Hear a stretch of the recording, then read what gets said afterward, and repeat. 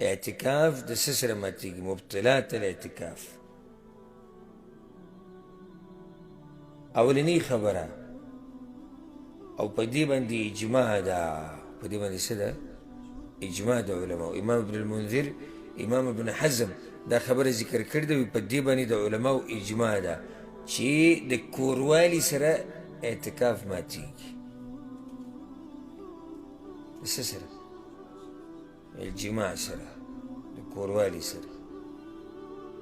د اتفاقي مسله ده. دغه شان ښځې سره میلاوېده یا د وینځي سره د شهوت په نیت، د شهوت په نیت بغیر شهوت نه که میلاو شي نو اعتکاف نه ماتېږي. په دې څه دلیل دی؟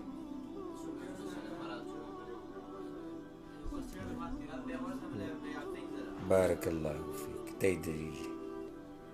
عایشه رضی الله عنها به پیغمبر صلی الله علیه وسلم له به ویښته وینځل، بیا به له منګزول نو لاس به نه لګېدو؟ د پیغمبر صلی الله علیه وسلم سر مبارک سره به لاس لګېدو که نه به لګېدو؟ لګېدو به. نو مطلب دا نه دی چې ښځه او خاوند ولګېدو یو بس اعتکاف مات شو، نه، چې د شهوت په نیت وي. چې د څه په نیت وي؟ د شهوت په نیت وي.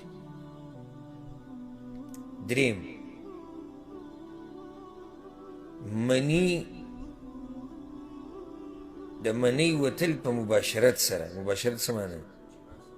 نه، ښځې سره چې ولګي کوروالی، خو موږ کوروالی خبره ختمه شوه.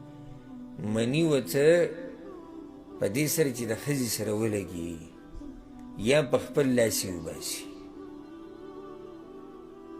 په دې سره اعتکاف ماتېږي. ها که احتلام ورته وشي نو په احتلام سره اعتکاف نه ماتېږي، ځکه چې هغه د ده په اختیار کې نه دي. څلورمه خبره چې رئیس سره اعتکاف ماتېږي چې په زنانه باندې حیض راشي یا پې څلوېښتي راشي.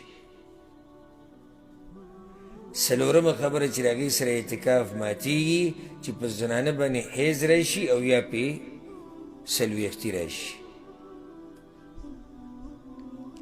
پنځمه خبره چې د هغې سره اعتکاف ماتېږي چې عقل ختم شي په نشې سره. داسې څه وخوري، داسې څه وڅښي چې په هغې سره څه شي؟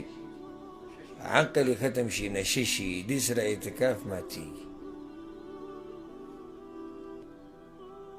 شپږمه خبره چې د هغې سره اعتکاف ماتېږي چې یو سړی مرتد شي، والعیاذ بالله. الله دې زموږ د ایمانونو حفاظت وکړي. چې یو سړی څه شي؟ مرتد شي. اوومه خبره چې د هغې سره اعتکاف ماتېږي قطع النیه، نیت پرې کول، یعنې نیت ختمول. دا مسله اوس مخکې تېره شو. اتمه خبره چې د هغې سره اعتکاف ختمیږي مرګ.